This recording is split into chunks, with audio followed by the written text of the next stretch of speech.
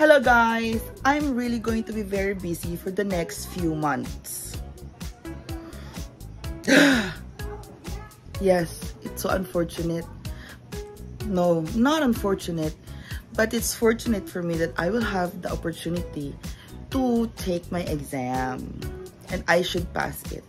So, samahan niyo ako sa ating journey para mag-NCLEX exam. And of course, the NCLEX exam is an international exam for nurses. Para magkaroon na tayo ng license for the US. Opo. Sooner or later, kailangan ko pa rin itong gawin. Sooner or later, kung hindi ko ito matapos ngayon, kailangan ko pa rin itong tapusin. Kahit anong gawin ko, hindi ko po maiiwasan itong exam na ito. Kahit anong gawin ko, part na ito ng buhay ko na kailangan at dapat matagal ko na rin tinapos or natapos na.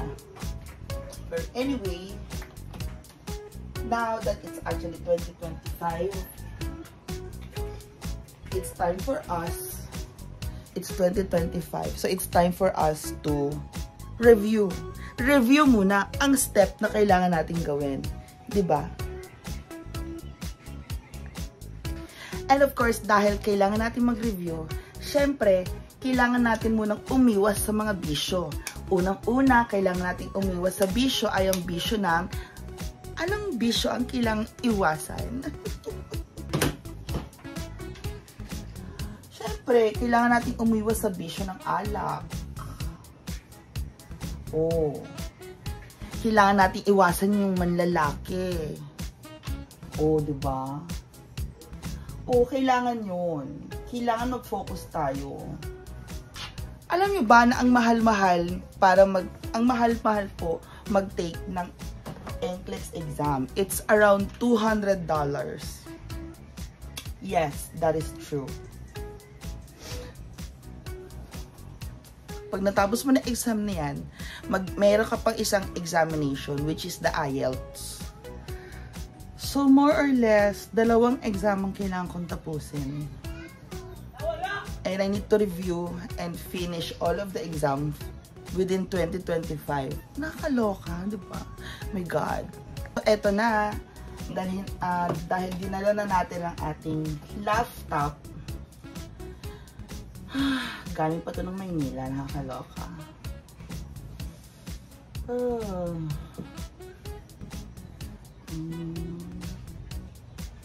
Yan. So, bago naman tayo mag-exam, is magre-review muna tayo. Mark Climic.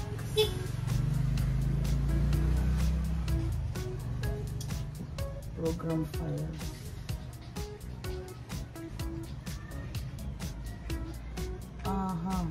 Saan ang ating NCLEX? Alam ko meron akong NCLEX dito. Huwag kayong magulo.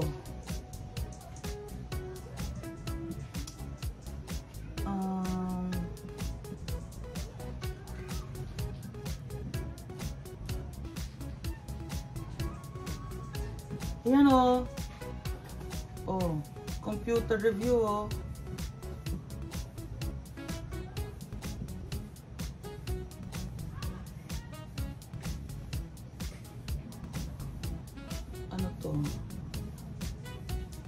Ito na ba ito?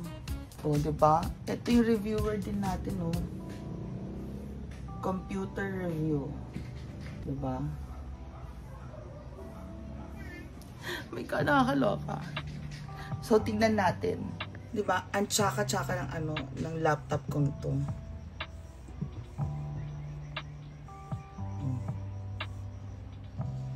So, study. O, cognitive level. Comprehension. Total available questions, 457. Tapusin natin yan. Sige, try lang natin 10 questions. Wala tayong ka-review. Okay, start. 10 questions. Okay. When obtaining the nursing history from a client with a diagnosis of ruptured tubal pregnancy, When should the nurse expect the client to indicate that her symptoms of pain in the lower abdomen and vaginal bleeding started? Fuck. Ruptured tubal pregnancy. Last trimester. 6 weeks of pregnancy. Beginning of the last trimester. Midway through the second trimester. Immediately after implantation occurred. So, teka, check natin yan. Pwede naman natin i-check eh. Ruptured tubal. Oh, ruptured tubal.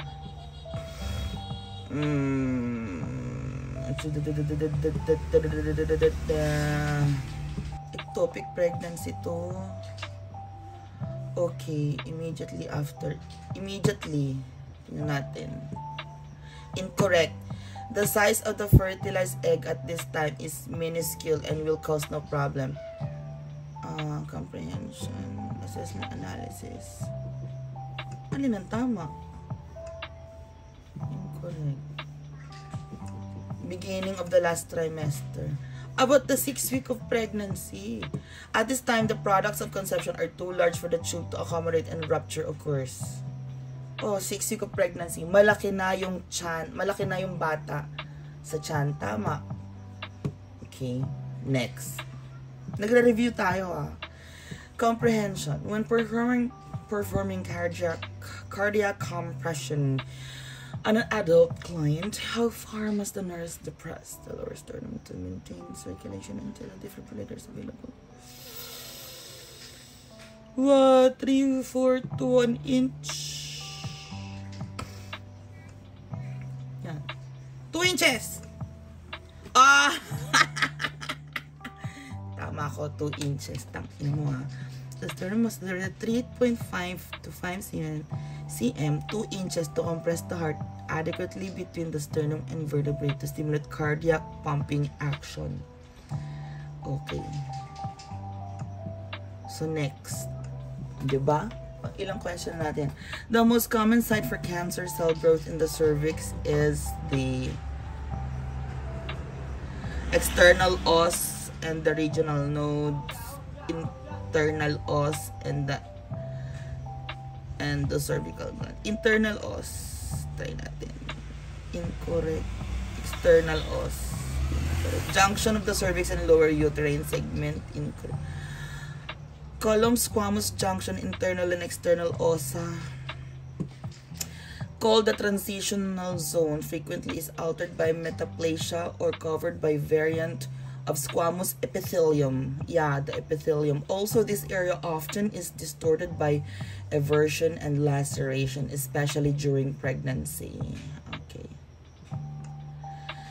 Okay, before discharge, the nurse should teach the family of an anxious client that anxiety can be recognized as a totally unique experience, consciously motivated thoughts and wishes, fears that are related to the total environment, a behavior pattern observed in ourselves, and let's see, fears. Incorrect. A behavior pattern observed in ourselves and others.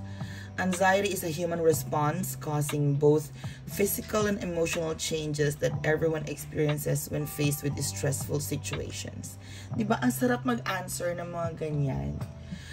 A client has an interference in bile utilization caused by cholecystitis. The nurse understands that the ejection of bile into the alimentary tract is controlled by cholecystokinin. Oh, tama. Cholecystokinin is widely distributed hormone whose functions include stimulation of gallbladder contraction and the release of pancreatic enzymes. Thank you so much. That's 5 out of 10. Okay. The nurse can expect a client with liver cancer to complain of fatigue. The nurse understands that this is a common complaint because of a readily available form of energy through limited in amount is stored in the liver by conversion of glycogen to glucose. Correct. The liver stores carbohydrates as glycogen. This is anatomy and physiology. The liver stores carbohydrates as glycogen, which is a polymer of glucose. A client with a history of GERD, gastroesophageal reflux disease. The nurse should monitor this client for clinical symptoms of heart disease because esophageal pain may imitate the symptoms. Monitor similar changes in the This actually may exacerbate both cardiac and reflux problems. Ayan natin. Pain, correct. Symptoms associated with myocardial infarction may be interpreted by the client as esophageal reflux and therefore ignored. Pain, number 1. The nurse is caring for a client with an undescended testicle. The nurse understands the main reason testes are suspended in the scrotum is to protect the sperm from high abdominal temperature, facilitate maturation during embryonic development, protect the sperm from the acidity of urine, facilitate the passage of sperm through, protect the sperm from abdominal. Protect the sperm. Sperm cells are fragile and can be destroyed by heat, causing sterility. Diba? Ang galing-galing natin. A client with myasthenia gravis asked the nurse, what is going to happen to me, to my family? When formulating a response, the nurse should understand that the prognosis for myasthenia gravis generally is excellent with proper treatment, slowly progressive without remissions, chronic with exacerbations and remissions. Myasthenia gravis. Slowly progressive. Incorrect. Exacerbation or chronic. Chronic disorder with exacerbation that are precipitated by emotional stress, ingestion of alcohol, and psychological stress such as infection. Okay, so yeah. The nurse in a community therapeutic recreation program is working with a client with the diagnosis of dysthymia. The treatment plan suggests group activities when possible for this client. The priority rationale for this nursing action is that client is comfortable in group settings, exposure to group is called dysthymia. So dysthymia, what is dysthymia? Okay.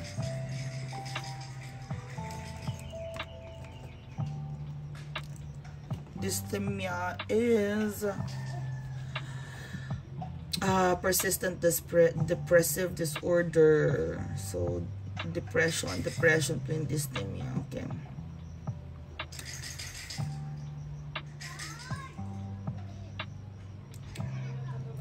Let's try. A group can offer increased support.